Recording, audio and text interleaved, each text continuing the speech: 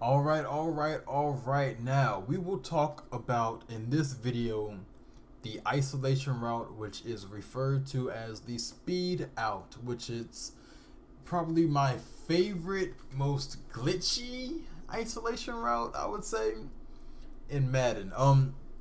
Like always, this with every isolation route I talk about, you have to test it every single year.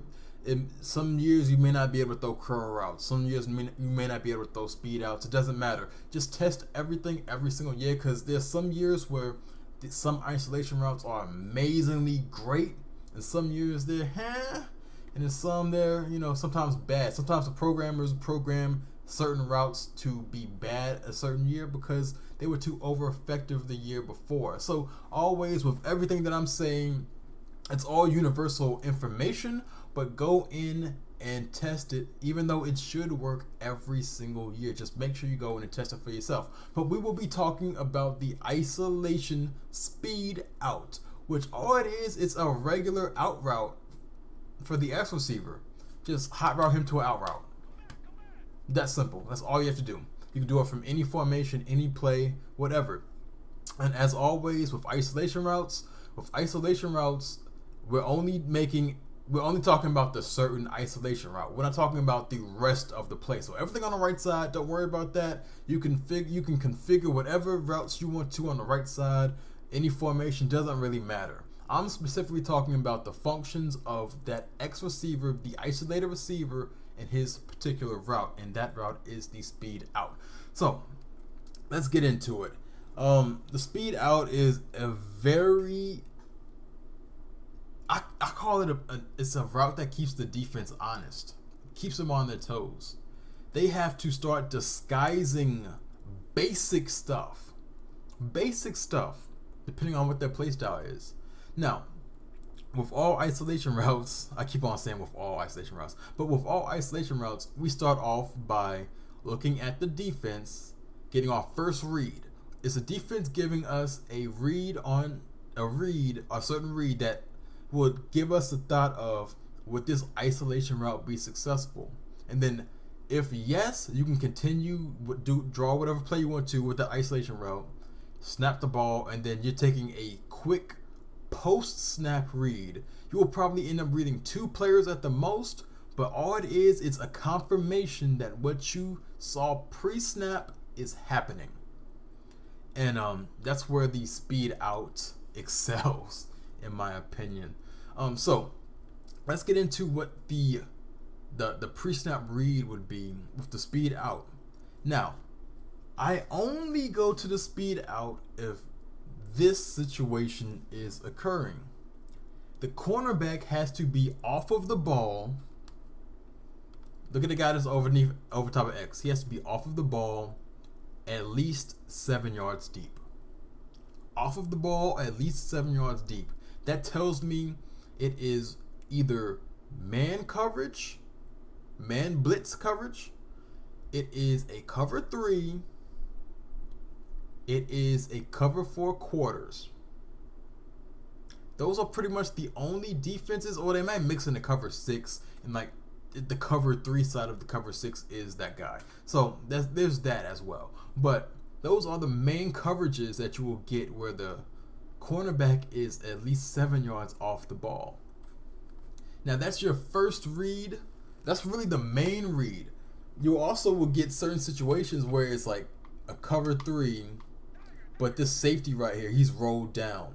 Don't necessarily worry about that for your pre-snap read. All you're really looking for is what's going on with that outside cornerback. And then, so your post-snap read first.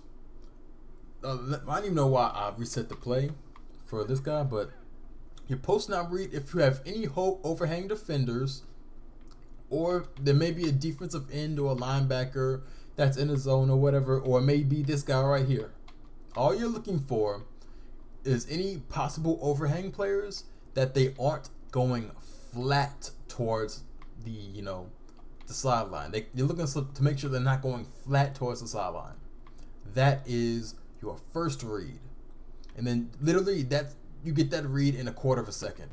And then while you're still looking, before you throw the ball, you make sure that this guy is backing up, which you will get from, you still will get a backing up, or he's not working forward.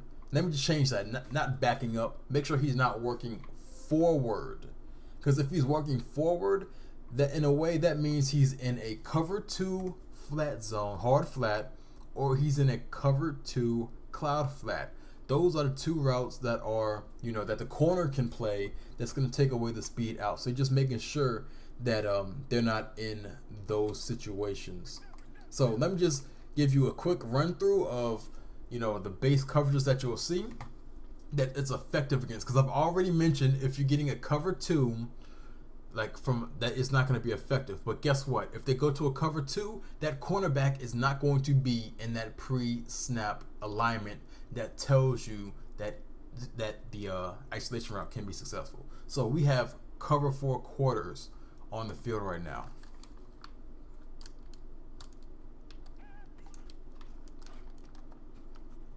The reason why I love this route is it's so easy, the quick, easy read, and if you have the right guy, it can be 6. If Tyreek Hill is there, it's a big play. Or a speed guy like that, or a guy that can just make the first guy miss. So, first read, as we mentioned before, make sure that the corner is at least 7 yards off. He's 7 yards off the ball. Check. There are no overhang players that I have to worry about in this look. The closest guys are the safety right here, this linebacker, this defensive end. I'm not worried about that whatsoever with a speed out. I'm just being quite honest. So we snap the ball. We see he's working towards the curl flat. He's not going to get anywhere. He's not going to make a play whatsoever on the speed out. And then I see him. He's backing up. He's not going to make a play on the speed out. So I know immediately I can let this ball go and get a free 6 yards. He's 6 yards at the catch. And then he was just able to make a move, get down the field for big yardage. That's cover 4 quarters. Let's go to cover 3. So this is the cover 3. We'll look at this one first. We have the curl flat up top by the safety. Again, same setup. The corner is 5. He's over 5 yards deep. He's 7 yards deep. There's no immediate overhang player. The only player to keep your eyes on is that safety. We're gonna snap the ball. We're gonna look at the replay.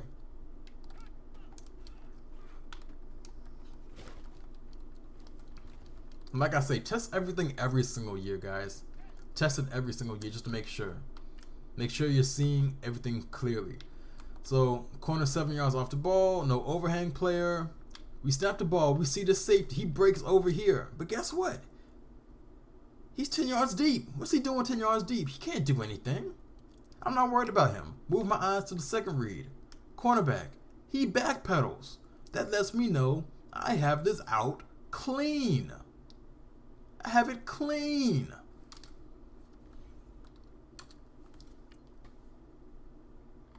Just for the sake of it, I'll show you cover 3, but I'll flip the play so that there's a nickelback that is acting as the overhang player. Now, before we get started for this example, I've mentioned that the overhang player isn't necessarily a deterrent from you running this speed out. The reason being is because with all cover 3 type of formations, the first player that normally gets blitzed, if there is a blitz, is a flat defender or the curl flat defender, which works as the overhang player, as you see in this example. The curl flat defender is the overhang defender. Most likely, if it's cover 3 and they're blitzing, he's going to be one of the guys to go. So that's why I like this look. I mean, I like the speed out against this look because it still can be advantageous even against popular cover 3 type plays. But if that overhang player were to, go into his zone, like I mentioned before, all you have to do is make sure that he isn't going to be in the window, the throwing window. And if he's not, throw the ball. But if he is, or if it's a murky situation where you don't necessarily like the read, you don't think it's clean, hold on to it, go to the other side, go to the right side of the field, do whatever play you gotta do over there. That's what I'm talking about. That's why this speed out is so great. But just for this example, this is Madden 19. I'm gonna just show you an example of what happens if that player is in a curl flat. Now I'm gonna throw the ball away, and we're gonna look at the replay and see. Do you think you can make that throw? This comes down to that. Do you think you can make that throw? Now, a lot of times they won't be this far over. He's literally splitting the difference. A lot of people won't split the difference, but he works backwards. He works backwards. If you lowball this, I don't think he has a play on it. You have to get in practice mode and see. We'll do this live on the air. Practice mode. Alright, flip it. We'll see how it goes. I already know if he's in a hard flat, the throws are going to be taken away. But let's just see a little live lab session. What happens with the speed out with this overhang player in a curl flat? Can we throw it? Now, I got the catch, but I didn't like it whatsoever. Now, that's what I mean. You have to go and test it. You have to go and test these things, guys. Now, some people may be cool with it. Some people, if you have a better quarterback, you're able to make a more crisper throw. It depends. It depends on what you personally like. Now, after testing it, I'm not throwing this overhang player. I'm not throwing at this overhang player in a curl flat. It's not happening. I don't trust it enough. I'd rather just go to the other side of the field. It's that simple. So we've talked about cover 3. We've talked about cover 4 quarters. Let's talk about a man defense.